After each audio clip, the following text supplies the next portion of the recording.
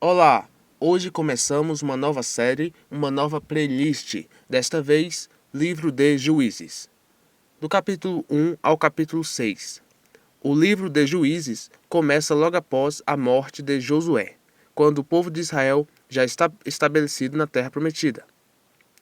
O capítulo 1 mostra a continuação das batalhas e também os primeiros sinais de desobediência do povo de Israel, que não completa a conquista como Deus havia ordenado, deixando que inimigos permaneçam com eles, fazendo pactos, alianças comerciais e políticas.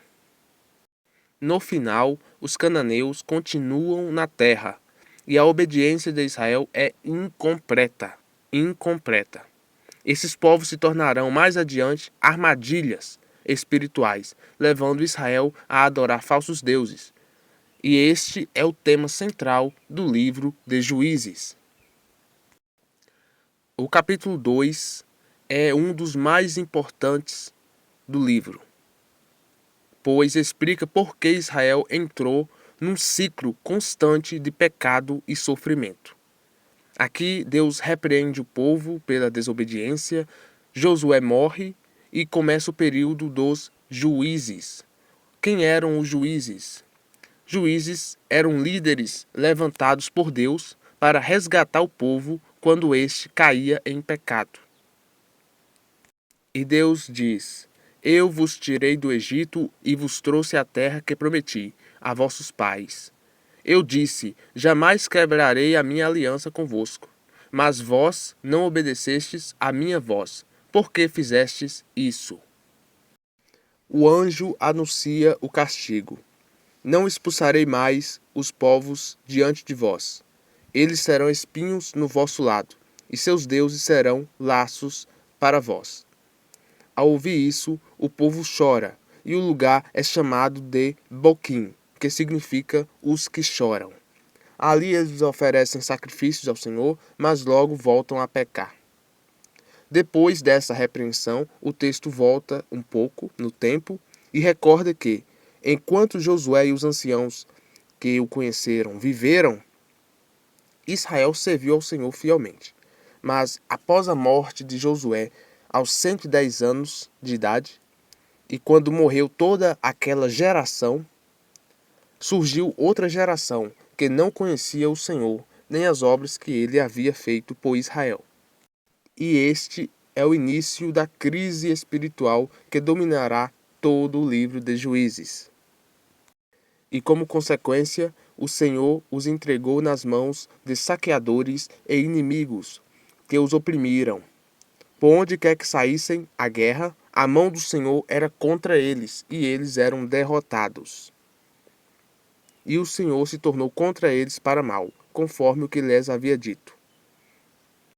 Esse castigo tinha o objetivo de corrigi-los e levá-los ao arrependimento. Mesmo irado, Deus teve compaixão e levantou juízes, líderes libertadores, que os livraram da opressão dos inimigos. Mas, depois que o juiz morria, o povo voltava a pecar ainda mais do que antes, adorando outros deuses.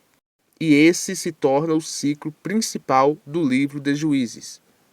E qual era o ciclo? Israel peca e se afasta de Deus. Deus permite que inimigos os dominem. O povo clama ao Senhor e Deus levanta um juiz para libertá-los. Israel tem paz enquanto o juiz vive. O juiz morre e o povo volta ao pecado. É basicamente esse o ciclo que veremos. Esse ciclo se repete muitas vezes, com juízes como Otniel, Gideão, Sansão e a juíza Débora. É dito que o Senhor decide deixar os povos estrangeiros na terra para testar a fidelidade de Israel. Eles serviriam como provação espiritual, para ver se o povo obedeceria à lei ou não, ou se teriam medo e adorariam a outros deuses. E aqui no capítulo 3 aparecem os 3 primeiros juízes, Otiniel, Eude e Sangar. Homens levantados por Deus para libertar o povo da opressão. Começando pelo juiz Otiniel. É dito que, por causa da idolatria do povo, Deus entregou Israel nas mãos do rei da Mesopotâmia, que os oprime por 8 anos. E então Deus levanta Otiniel. Otiniel vence o rei e traz paz por 40 anos. Depois disso, Otiniel morre. O segundo juiz foi Eude. Mais uma vez, Israel volta a fazer o que é mal aos olhos do Senhor. Então Deus permite que Eglon, rei de Moabe, domine Israel junto com Amonitas e Amalequitas por 18 anos. E é dito que Eude, o novo juiz, leva um presente a Eglon, o rei moabita. Esconde uma espada de 2 gumes debaixo da roupa. Quando fica a sós com o rei, diz: tenho uma mensagem secreta de Deus para ti. E apunhala Eglon na barriga, matando-o. Depois foge, convoca os israelitas e lidera-os contra os moabitas. Eles matam 10.000 homens e libertam Israel da opressão. O texto termina dizendo: e a terra teve descanso por 80 anos. E tivemos também um terceiro juiz, chamado Sangar. Ele é conhecido por matar 600 filisteus, sozinho, com uma agrilhada de bois, uma espécie de lança. E agora veremos o capítulo 4. Apresenta uma das histórias mais marcantes e inspiradoras do livro. A vitória de Débora, a juíza Débora, e do seu comandante Baraque. O texto diz que os inimigos agora era contra o povo que reinava na cidade de Azor, controlado pelo rei de Canaã. E era muitíssimo forte esse rei.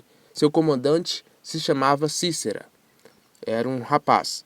E ele possuía 900 carros de ferro, um poder militar temido na época.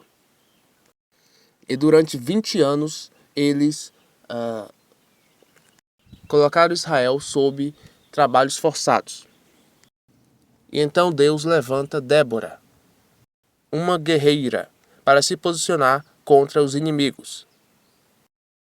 Débora constitui um braço direito e esse rapaz se chama Baraque. Esse seria o líder das tropas. E ela diz que haverá guerra e para que ele reúna 10.000 homens para a luta. Mas ele diz que não irá, provavelmente porque ele temia que a profecia de Débora não fosse se cumprir, pois Débora, além de juíza na terra, ela também era profetisa. E ele diz: apenas irei se você for comigo. Débora concorda, mas profetiza: irei contigo, mas a honra da vitória não será tua, pois o Senhor entregará o comandante de Canaã, chamado Cícera, nas mãos de uma mulher. E a batalha ocorre e o povo de Deus vence a batalha. O comandante do exército inimigo foge a pé e se esconde em uma casa. E lá a mulher, dona da casa, o dá de comer e de beber e ele, com sono, vai dormir. Quando ele dorme, ela pega um martelo e uma estaca de tenda e finca a estaca na cabeça de Cícera, o rapaz.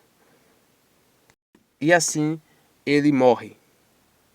E a terra teve descanso por 40 anos. E o capítulo 5 é um cântico poético e profético, entoado por Débora e Baraque, seu comandante, após a vitória. E como está escrito nos versos: louvai ao Senhor pelos líderes em Israel, pelos voluntários entre o povo. Tremia a terra, gotejavam os céus, as nuvens se desfaziam em água. As estradas estavam desertas, o povo vivia com medo, não havia escudos nem lanças em Israel. Tudo isso porque o povo havia se afastado de Deus e seguido outros deuses.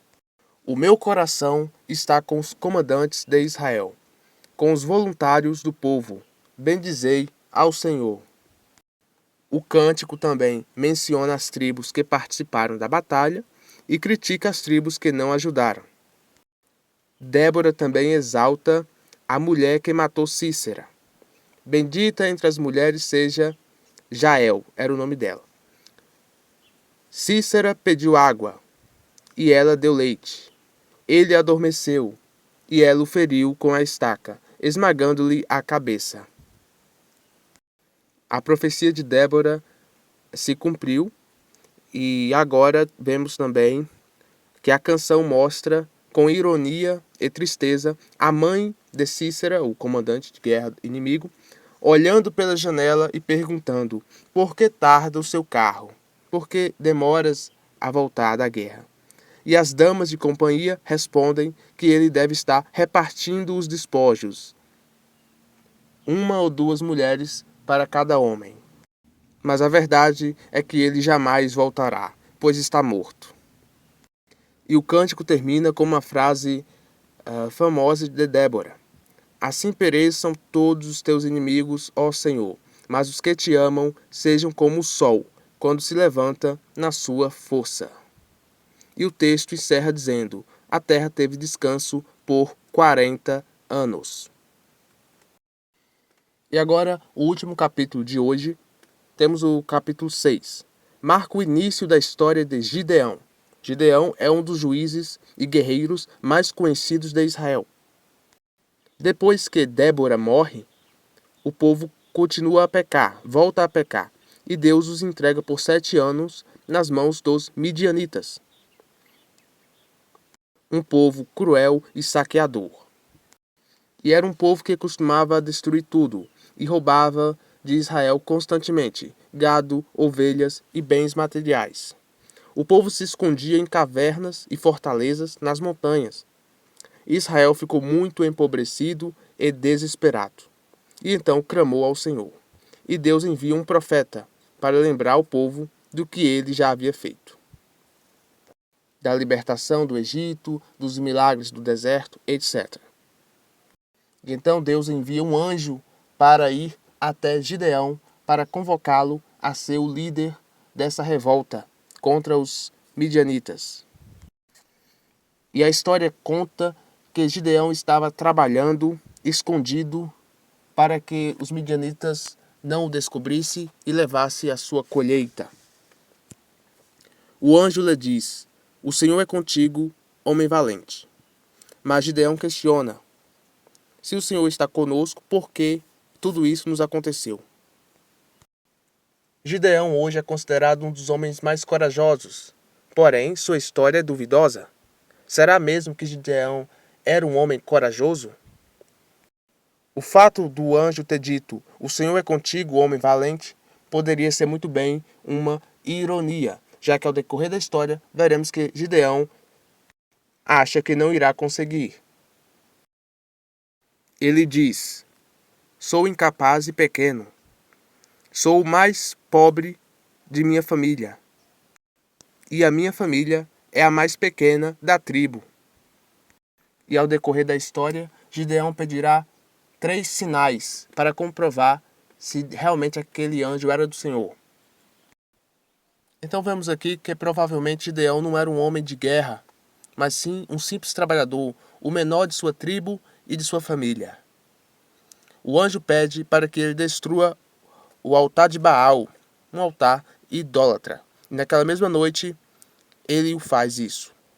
Era conhecido como o altar de Baal e o poste sagrado de Aserá, que pertencia ao seu pai, Joás, pai de Gideão.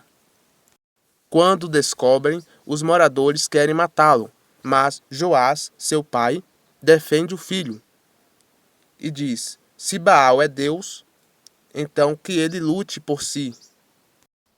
E que o nome dele agora, de Gideão, passe a ser Jerubaal, que significa que Baal contenda contra ele, ou seja, que Baal o faria pagar por isso, e não os homens. E Gideão convoca cerca de 30.000 soldados para lutar contra os midianitas. No próximo vídeo veremos o que acontecerá com Gideão e seu exército, e o porquê que Gideão se tornou tão famoso em suas histórias bíblicas.